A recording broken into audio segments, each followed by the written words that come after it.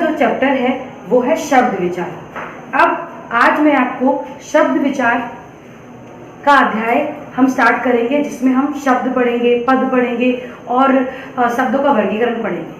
तो पहले हम जान लेते हैं शब्द क्या होता है। तो बेटा शब्द क्या होता है, शब्द की परिभाषा क्या होती है?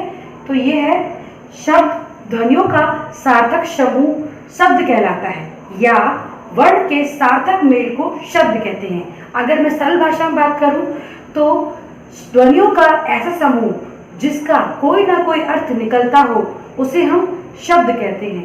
बेटा शब्द का मतलब है कि ऐसा कोई वर्ण से मिलकर बना हुआ शब्द जिसका मतलब हो, जिसका कोई अर्थ हो। देखिए यहां मैं बोलती हूं चाचक, लागू, क्या ये कोई शब्द है? क्या इनका अर्थ आपको समझ में आ रहा है? नहीं। वहीं मैं बच्चा बोलूं या गुलाब बोलूं तो आपको समझ में आ कि मैम बच्चे की बात कर रही है, मैम एक फूल की बात कर रही है जिसका नाम गुलाब है। उदाहरण देखते हैं हम, जैसे कमल, कमल और अचल ये शब्द है, क्योंकि अगर हम देखें कि इसमें वर्ण का समूह कहाँ है, तो इसमें क म ल, तब ये क्या बना है? कमल बना है। वहीं अचल तो अ च ल, तो ये क्या हुआ? शब्द। तो अब हम बात करेंगे पद की। पद क्या होते हैं बेटा? पद वर्णों का सार्थक समूह जब तक किसी वाक्य में प्रयोग नहीं किया जाता तब तक वह शब्द कहलाता है, पर जैसे ही उसे हम वाक्य में प्रयोग करते हैं तो वह पद कहलाता है। तो समझ में आया बेटा कि ध्वनियों का या वर्णों का जो सार्थक समूह है तब तक वह वाक्य तब तक वह शब्द कहलाएगा जब तक वह वाक्य में प्रयोग नहीं किया जाता। ध्यान देना, जब तक वह वाक्य में प्रयोग नहीं किया जाता, और जैसे ही, ध्यान देना, और जैसे ही हम उसे वाक्य में प्रयोग करने लगेंगे तो वह पद कहलाएगा। तो बेटा अब हम उदाहरण देते हैं।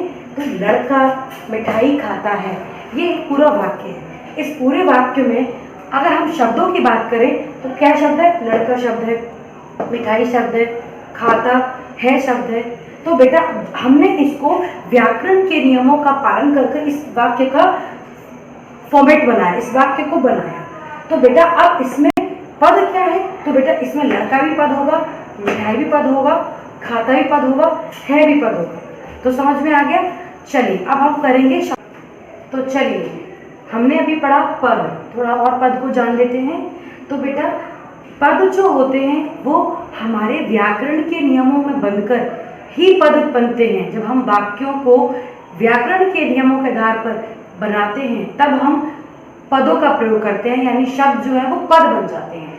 जब शब्द व्याकरण के नियमों में बंधकर वाक्य में प्रयोग किए जाते हैं वह पद बन जाते हैं। तो अब हम पढ़ेंगे शब्दों का वर्गीकरण।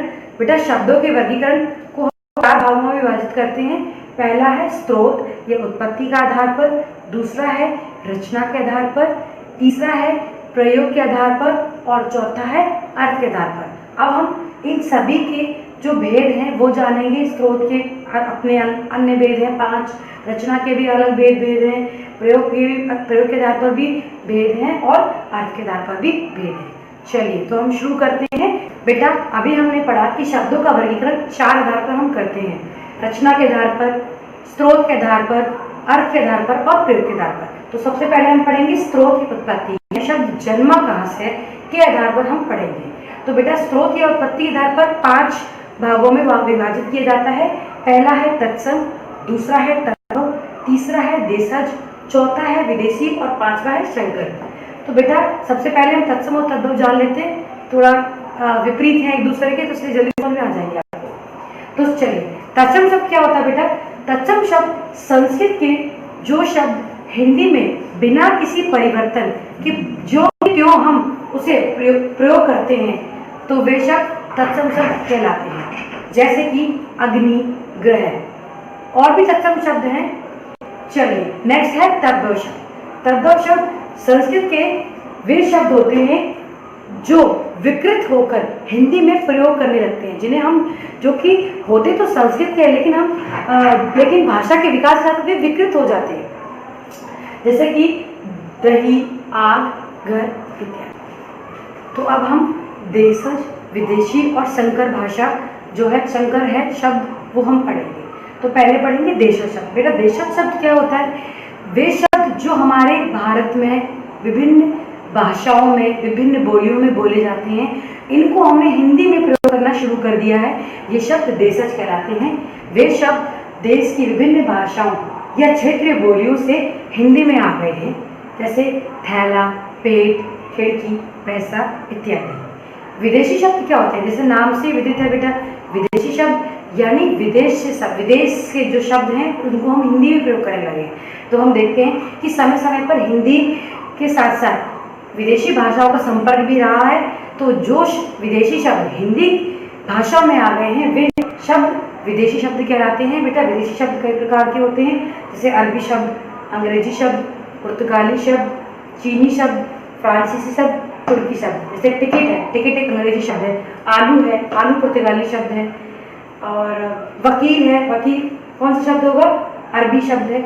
इस तरह से तो जो शंकर शब्द हैं, तो हम शंकर शब्द की बात करते हैं। बेटा शंकर शब्द ये दो भाषाओं से मिलकर बनते हैं।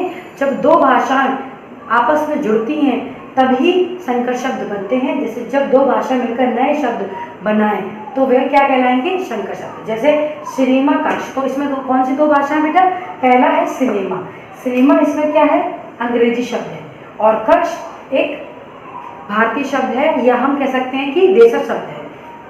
मोटर अंग्रेजी शब्द है। गाड़ी, गाड़ी जो है वो हमारा देशी शब्द है। ठीक है, तो अब हम नेक्स्ट जो है रचना के आधार पर शब्द जो है उसके तीन भेद होते हैं। पहला है रूढ़, दूसरा है यौगिक और तीसरा है योगरूढ़। तो रूढ़ शब्द क्या होते हैं बेटा?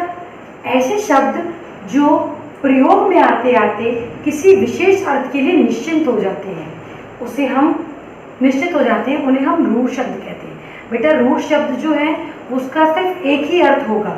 जैसे मैंने बोला कुर्सी, तो कुर्सी का एक ही अर्थ है। इंग्लिश में भले ही हम उसको चेयर बोले, हम कुर्सी को कुर्सी ही बोलेंगे।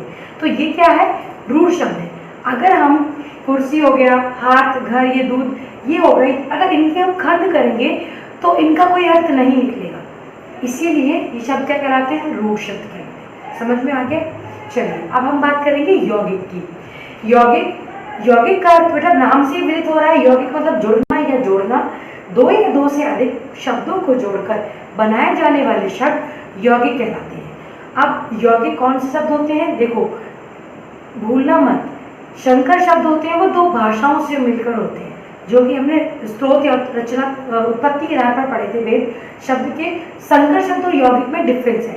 संकर शब्द दो विभिन्न भाषाओं को जोड़कर बन रहा था, लेकिन यौगिक शब्द दो अलग अलग शब्दांश या शब्दों से मिलकर बन रहा है। जैसे डाक और घर, तो डाक घर, फल वाला, ये सब क्या है? यौगिक शब्द है। चलिए अब हम बात करेंगे योगरूढ़ की। बेटा ये इन दोनों का मिक्सचर हम इसे कह सकते हैं। तो देखिए योगरूढ़ क्या होते हैं? योगरूढ़ क्या होते हैं? योगरूढ़ वे शब्द होते हैं या वे शब्दांश होते हैं, उन शब्दांशों से मिलकर बने होते हैं जिनका सामान्य अर्थ नहीं होता, उनका विशेष अर्थ होता है। जैसे कि एक बार हम इसको पढ़ लेते हैं दोबारा से, कि दो या दो से अधिक शब्दांशों से मिलकर बने शब्द जो कि सामान्य अर्थ को प्रकट न करके किसी तीसरे अर्थ यानी किसी विशेष अर्थ, योगरूढ़ का मतलब विशेष अर्थ को प्रकट करने वाला शब्द जो है वो योगरूढ़ शब्द कहलाता है। जैसे मैंने बोला नीलकंठ, तो नीलकंठ आते ही आपके मन में क्या आया? भगवान शंकर का नाम आया। मैंने बोला लंबोदर, तो आपके मन में क्या आया? लंबा है उधर, जिसका अर्थात गणेश भगवान। वैसे ही दशानन